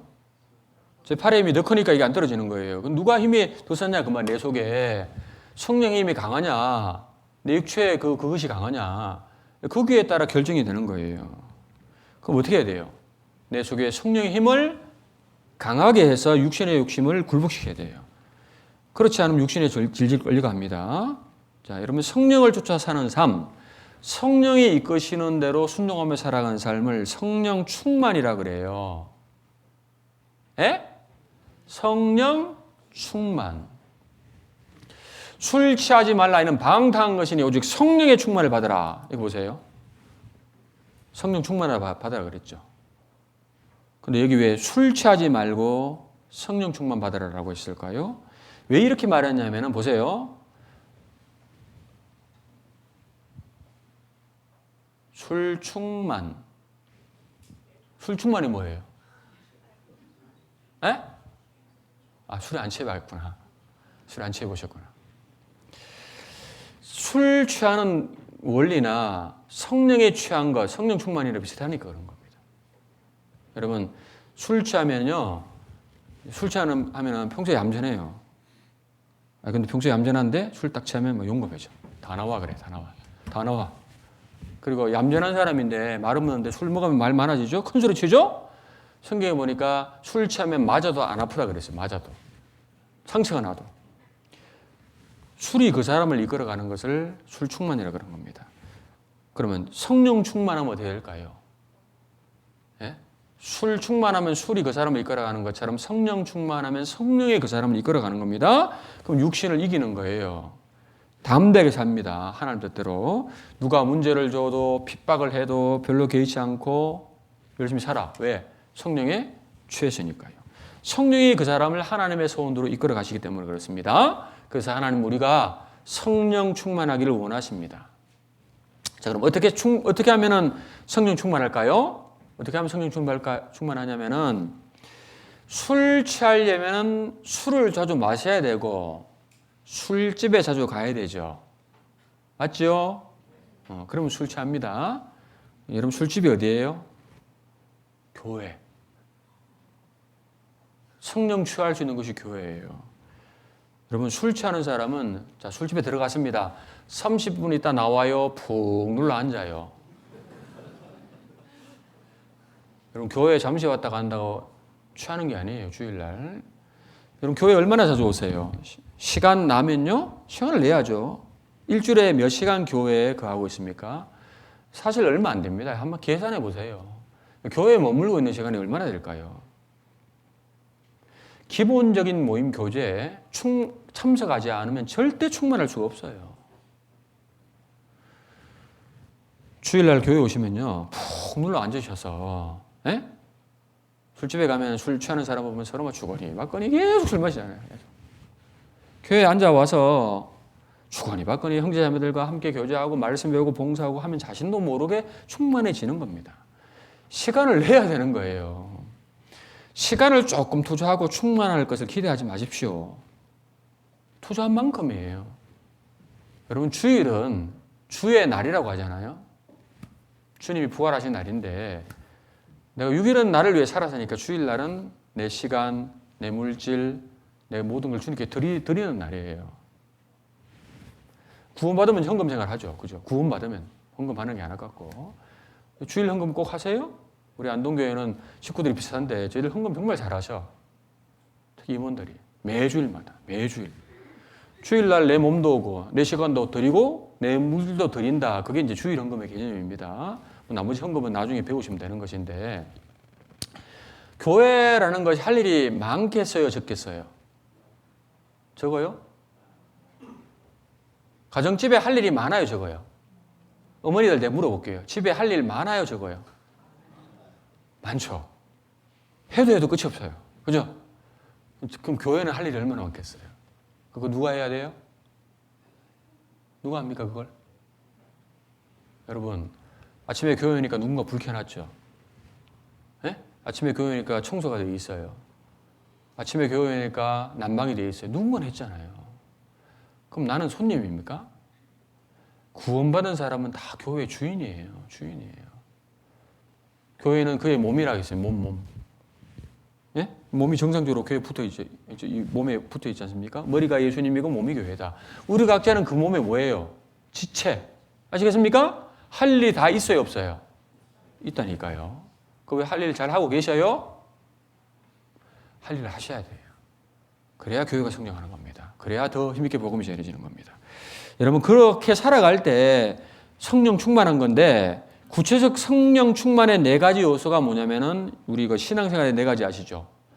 자동차 네 바퀴가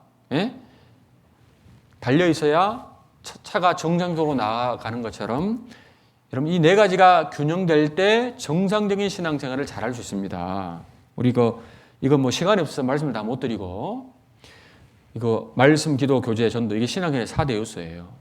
말씀 신앙생활의 근본입니다. 말씀 열심히 읽으시고 교회 와서 열심히 말씀 배워야 됩니다. 기초입니다. 그리고 기도생활 하나님으로부터 신앙의 능력을 공급받는 겁니다. 쉬지 말고 기도하라. 기도 잘 안 돼요. 육신이 있기 때문에 방해해요. 그런데 육신을 이겨서 기도하기를 힘써야 됩니다. 그리고 교제생활입니다. 신앙의 공급이에요. 여러분 교회와 잘 연결될 때 교제가 이루어지고 교제가 이루어져야 정말 공급이 잘 되거든요. 하나님이 이 교제를 통해서 우리에게 많은 것을 주시는 겁니다. 공급이 이루어져야 정상적으로 자라겠죠. 그리고 이제 전도를 열심히 하셔야 돼요. 이게 신앙의 열매입니다. 여러분 이게 특별한 겁니까? 특별한 것이 아닙니까? 대답해 봐요. 이게 특별해요? 특별하지 않는 거예요? 쉽게 해놓은 거예요. 문제는 알고 있으면서 제대로 안 하니까 문제죠. 말씀 좀 읽다가 안 되겠다. 올해는 이제 기도하다가 집에 가서 피곤하니까 기도해야 되는데 누웠어요. 하나님 아시죠? 저 잡니다. 조금만 하다가 안 되면 안 해. 여러분 신앙생활 잘할 때까지 계속 도전하고 연습해야 돼요. 끈기가 있어야 돼요. 여러분 끈기가 왜 없습니까? 이 영상 하나 보세요. 영상.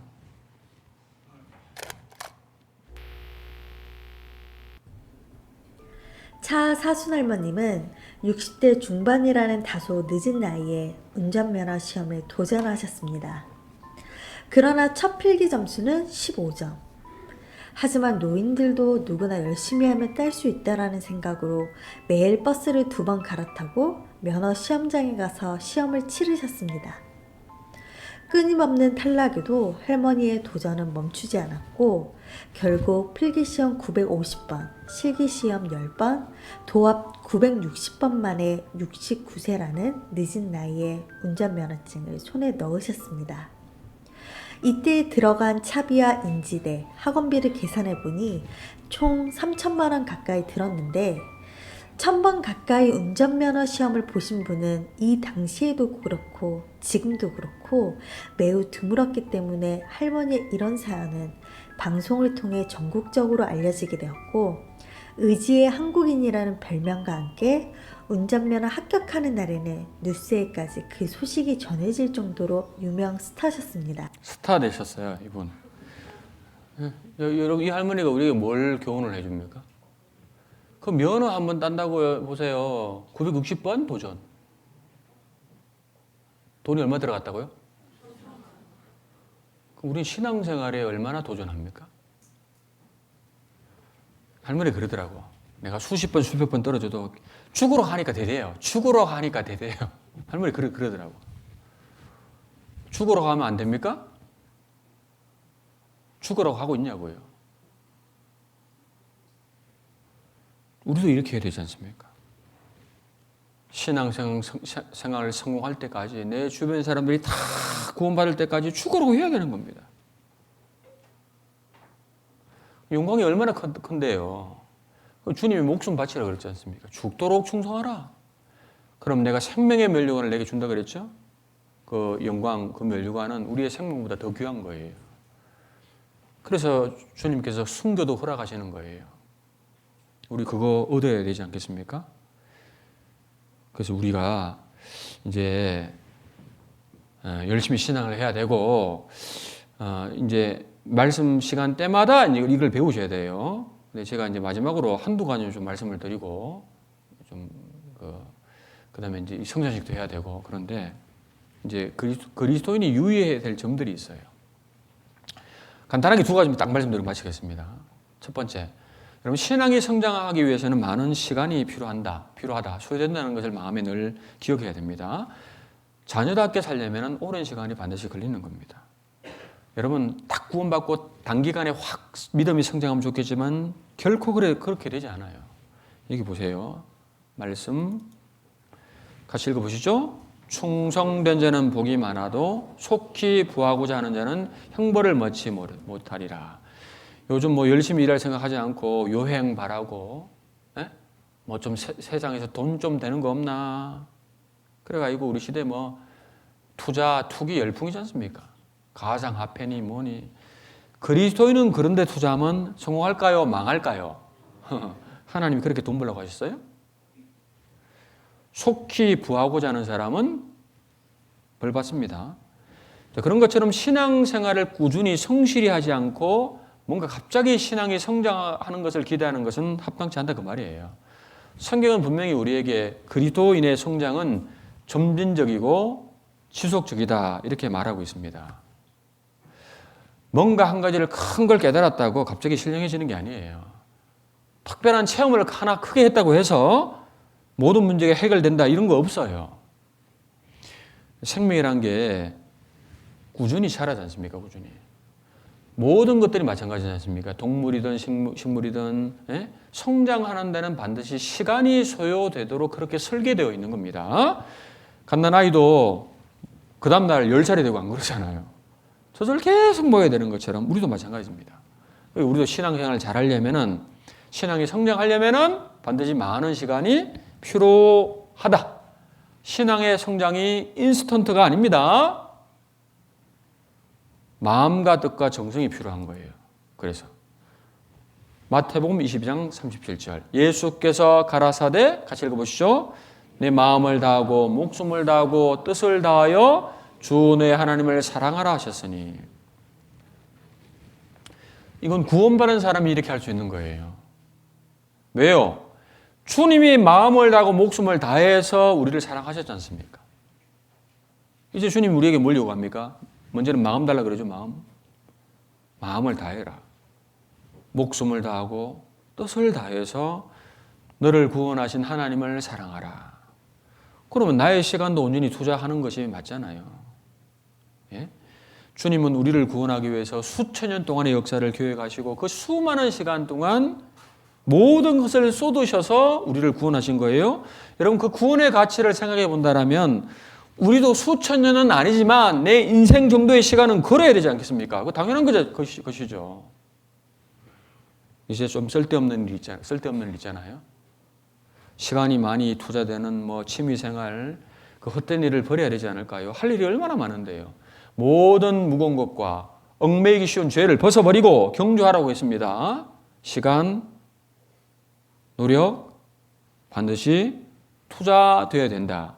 그걸 분명히 알면 넉넉한 마음으로 신앙생활을 할 수 있는 거예요.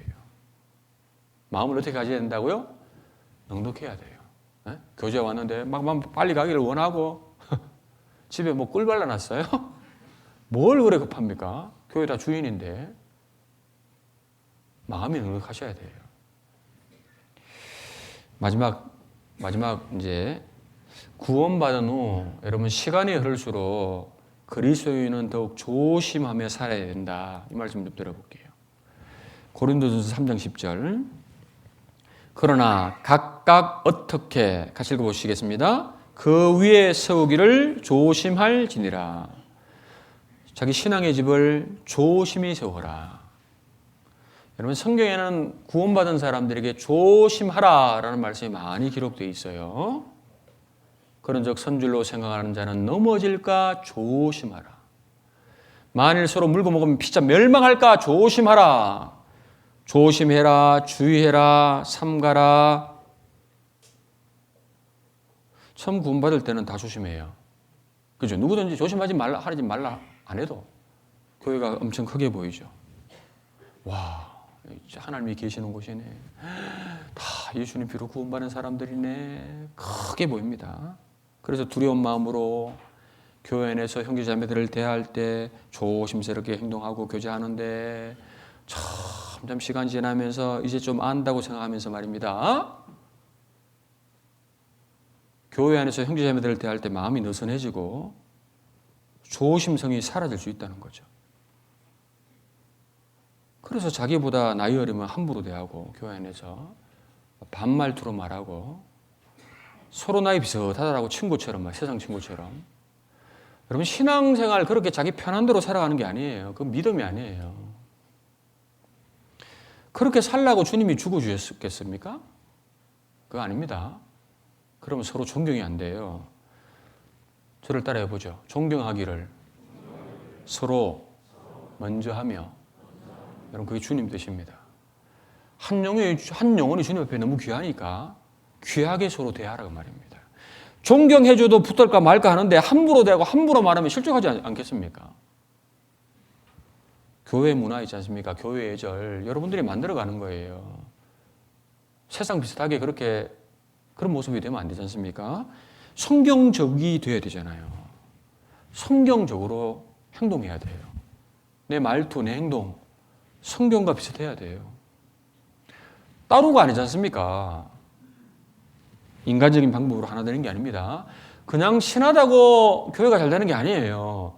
말씀대로 서로 사랑할 때 전도가 잘 되겠죠.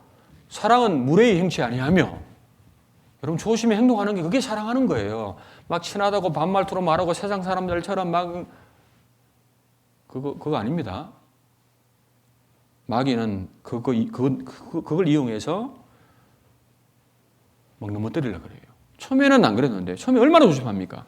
구원받고 처음 조심했다라면 시간이 지날수록 더더욱 조심해야 되는 겁니다. 성경을 많이 알아가고 신앙의 경험이 많아진다고 해서 형제자매를 함부로 판단하고 교회를 판단하고 일꾼을 판단하고 그거 왜 그럽니까? 조심하지 않아서 그렇죠. 조심하지 않게 되면 자기도 모르게 부주의한 말, 행동을 하게 되는데 여러분 그걸로 인해서 다른 분들이 실족하고 넘어지면 그 얼마나 큰 죄가 되겠어요. 우리가 그걸 신경 써야 됩니다. 우리는 남의 유익을 위해서 구원받았습니다. 자기의 유익을 놓지 말고 남의 유익을 구하여. 세상이 빛과 소금이라고 있지 않습니까? 예? 좋은 모양으로 점점 바뀌어져야 되는데 자기 편하게 살자고 함부로 대하고 남에게 피해를 입히고 문제를 주게 된다라면 구원하신 목적과는 반대가 되는 거예요. 자, 여기 보세요. 이는 우리가 주 앞에서만 아니라 같이 읽겠습니다. 사람 앞에서도 선한 일에 조심하려 함이라. 조심하려 함이라. 저는 우리 교회 식구들이 그랬어요. 우리 처음처럼 대합시다 그랬어요. 뭐라고요? 처음에 얼마나 조심합니까? 깍듯하게. 그렇게 하셔야 돼요. 그럼 문제 별로 안 생겨요. 그래서 우리가 주님 앞에 살아가는 거잖아요. 주님 앞에. 코람데오 들어보셨죠? 그래서 우리가 크고 높으신 하나님을 정말 경외하고 순종하고 사는 자라면 우리가 모든 곳에서 하나님을 의식하고 조심하기를 힘써야 될 겁니다. 타성에 있으면 안 되고 그래서 계속해서 마음을 낮출 때 계속해서 남을 자기보다 나았게 여기고 마음을 낮출 때 더 조심할 수 있습니다. 그래서 계속적인 은혜를 받고 그런 가운데 우리 삶이 변화되어서 더 많은 영혼들을 건지다가 주님 오시는 그날 부끄럽지 아니하고 칭찬과 영광을 받는 우리 모두가 되어야 되겠습니다. 자, 이제 성찬식 가겠습니다. 성찬식 이거 좀 걷어주시고요. 자, 말씀 고린도전서 11장 이거 한번 찾아보시죠.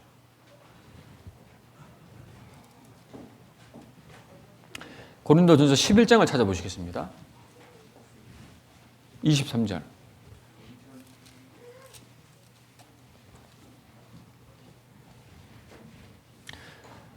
고린도전서 11장 23절입니다.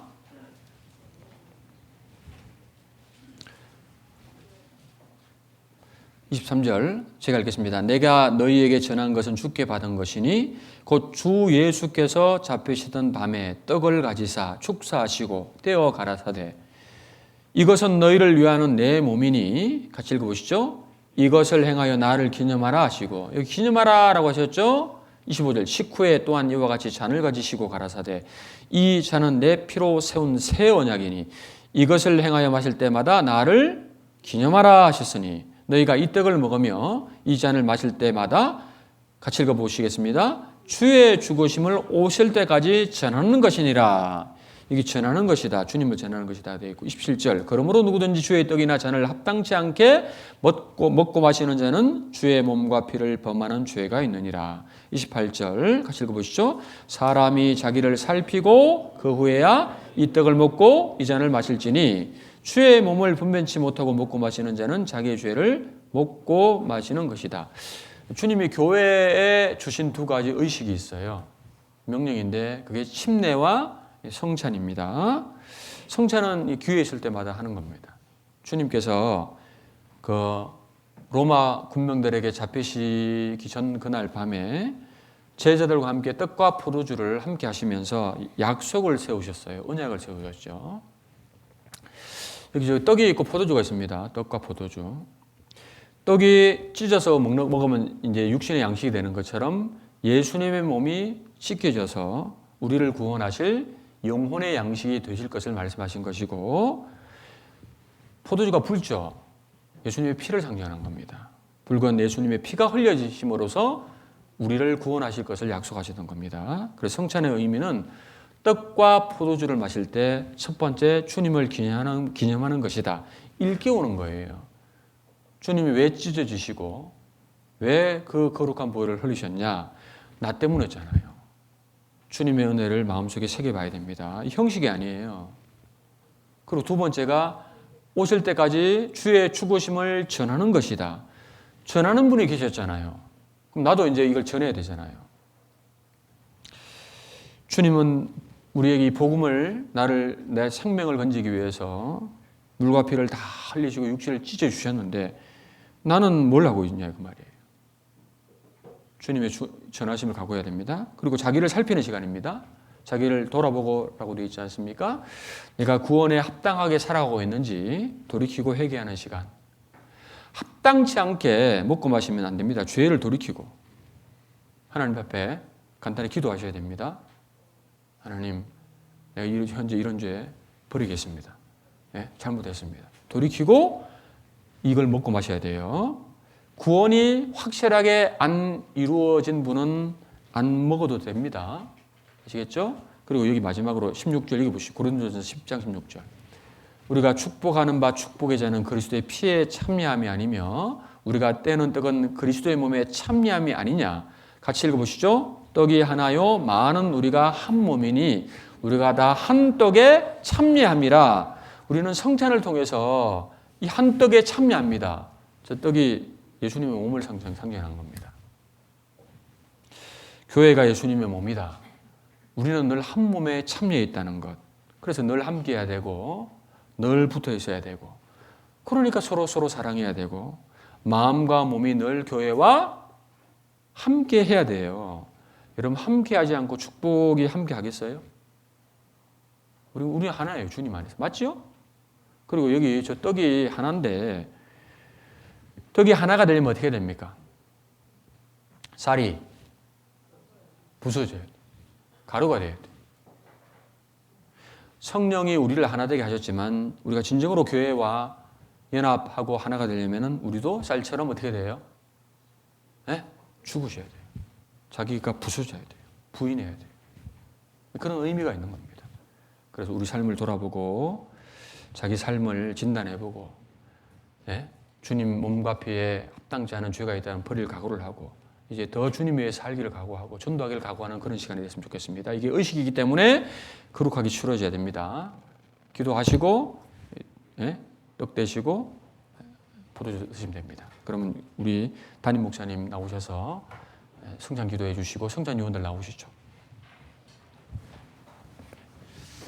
같이